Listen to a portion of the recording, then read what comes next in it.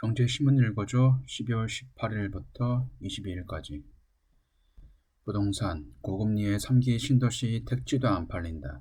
고향 창릉 건설사 입찰 0, 5년 후에나 분양 가능해. 대출 장기간 묶이고 부담 커. 분상제 적용 수익성도 낮아. 3기 신도시 공급 차질 우려.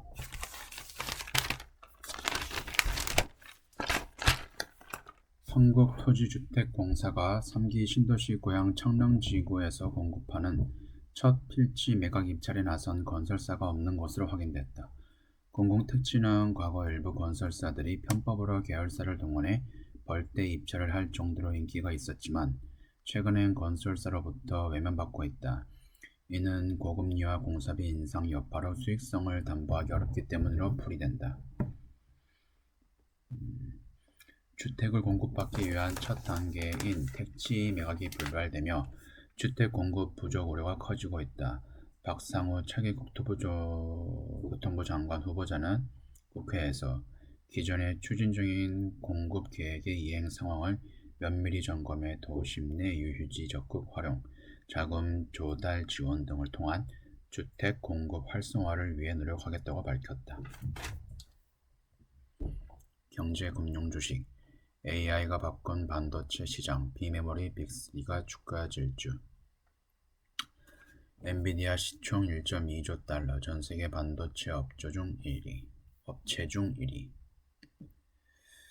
2위 TSMC 파운드리 강점, 3위 브로드컴 신고가 기록, 메모리 업체 3전 인텔 약세.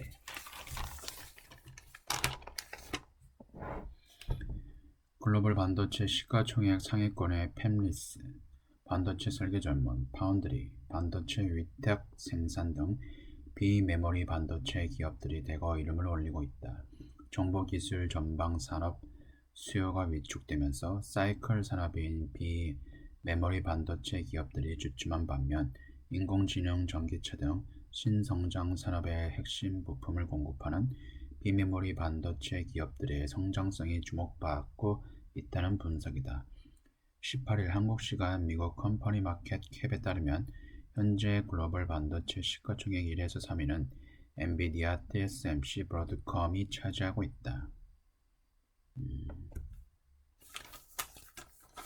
소품종 대량 생산 방식인 메모리 반도체는 IT 산업 전반의 데이터 저장을 위해 활용되는 범용 제품이다. 이 때문에 메모리 반도체 종목들은 경기 상황에 따라 주가가 요동치는 전형적인 시클리컬 경기 민감 종목이다.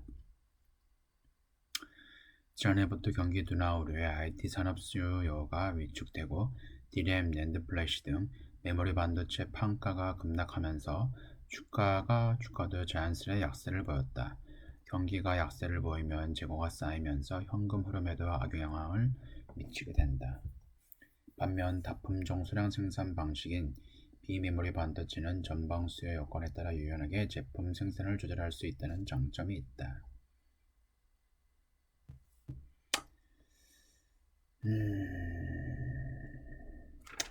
다음.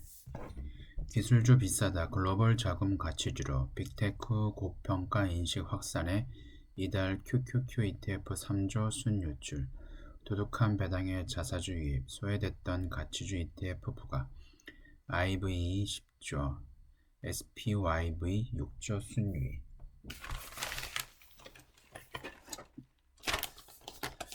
글로벌 상장지수 펀드 시장 자금이 기술주에서 저평가 매력이 있는 가치주로 대거 이동하고 있다. 19일 미국 ETF닷컴에 따르면 12월 1일부터 18일까지 대표적 기술주 테마 ETF인 나스닥 100 지수를 추정하는 인베스코 QQQ 트러스트 ETF에서 23억 2274만 달러가 순유출된 것으로 나타났다. 12월 자금 순유입 상위 5개 종목 중 3개가 가치주 ETF였다. iShares S&P 500 가치 IVE ETF는 12월 들어 75억 달러가 순유입됐다.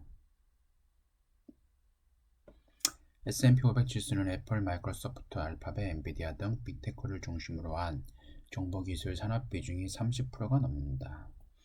기술주에서 가치주로 자금이 대거 이동한 건 현재 시장에서 금리 인하에 대한 기대감이 과도하다는 판단이 작용한 것으로 본다.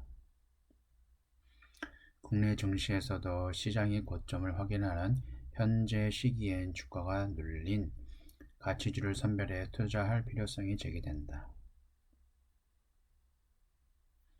현차증권은 11월 이후 상대적으로 주가 수익률이 낮지만 기말 배당 수익률이 양호한 종목으로 SOL, IBK 기업은행, KTDB 하이텍을 뽑았다.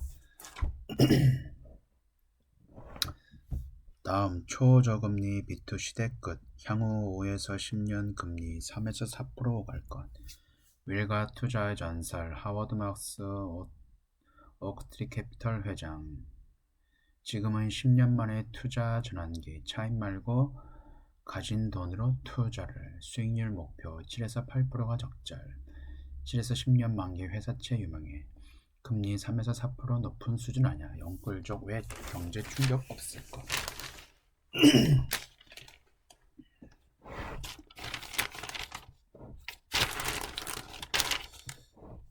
초저금리 시대는 끝났다. 앞으로 5에서 10년간 금리는 3에서 4%에 안착할 것이다. 투자 환경이 달라졌으니 7에서 10년 만기 8% 수익률의 회사채를 추천한다. 윌가 투자 전설 하워드 막스 오크트리 캐피털 회장이 지난 10일 미국에서 이렇게 얘기를 했는데, 투자 패러다임이 새로운 10년 금리 정상화를 바꾼다는 말이다. 막스 회장은 앞으로 차입 투자는 빛을 잃고 대여 투자가 새로운 투자 패러다임의 핵심 개념이 될 것이라는 강조했다. 그는 투자 철칙으로 좋은 시절보다 어려운 시절의 투자 성과가 중요하다고 강조했다. 수익 극대화보다 안전 보장이 중요하다는 것이다. 2009년에서 21년 미국 기준금리는 평균 0.5%였다. 이 같은 저금리는 다시 오지 않을 것이다. 작년 12월 메모를 통해 기준금리가 앞으로 5에서 10년 동안 2에서 4%에 안착할 것으로 예상했다. 내가 예측할 수 있는 최대한의 정확성을 갖춘 것이다. 1년이 지난 지금은 3에서 4%에 안착할 것으로 본다. 2008년에서 16년 미국 기준금리는 제로였다. 이런 초저금리는 빌리는 사람에게 유리하고 빌려주거나 저축하는 사람에게 불리하다. 돈을 은행에 저축하거나 돈을 누군가에게 빌려줘도 이자를 거의 받지 못하기 때문이다. 반면 빌린 사람은 이자를 안 낼 수 있어 좋았다. 차입투자 전략이 이 시기에 탄생했다. 자금 조달비가 줄어드니 이 전략은 성공적이었다. 그러나 앞으로 기준금리 0.5% 시대는 다시 오지 않는다. 이제 차입투자 전략은 성공하기 어렵다는 것이고 가진 돈을 굴리는 대여 투자 전략이 성공하게 된다. 이것이 확실한 투자 패러다임 전환의 대전제다.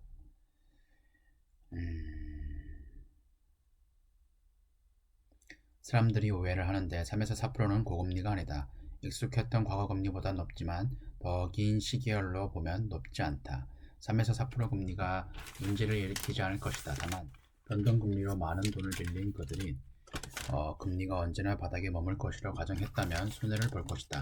그들은 누구인가? 제로금리를 믿고 최대한 돈을 차입해 자산을 구매한 가계, 기업 그리고 투자자다.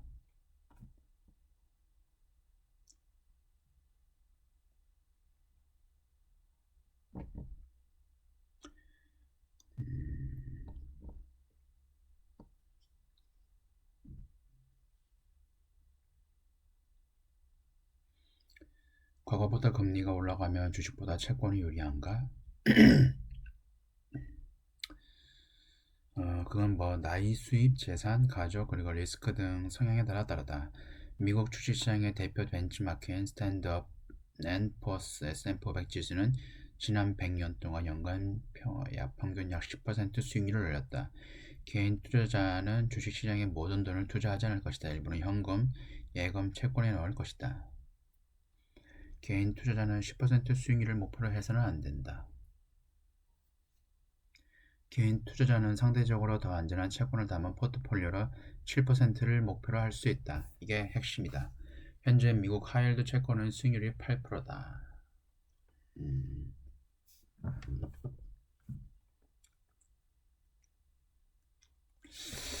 그 중에서 회사채가 넘버원이다. 국채는 상대적으로 안전하기 때문에 수익률이 높지 않다.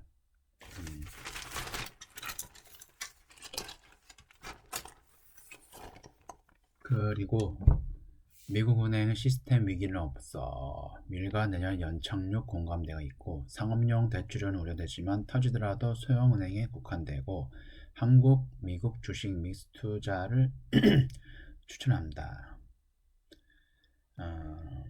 연준 내 수백 명의 박사과 이코노미스트조차 연준이 앞으로 어떻게 해야 할 일을 예측할 수 없다. 22년 말과 23년 초 모든 사람이 올해 경기 침체가 있을 것이라 예측했지만 침체는 없었다. 결국은 뭐 다 틀린다는 얘기예요.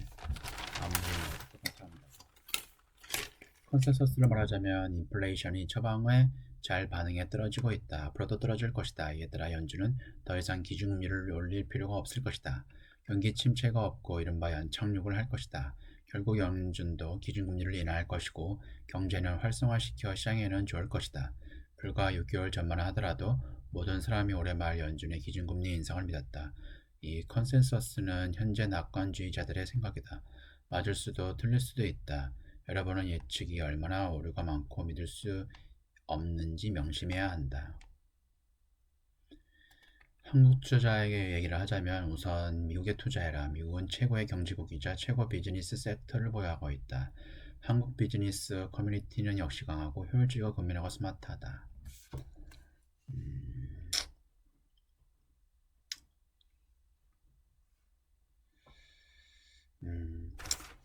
네, 여기까지고요. 지금까지 시청해주셔서 감사합니다.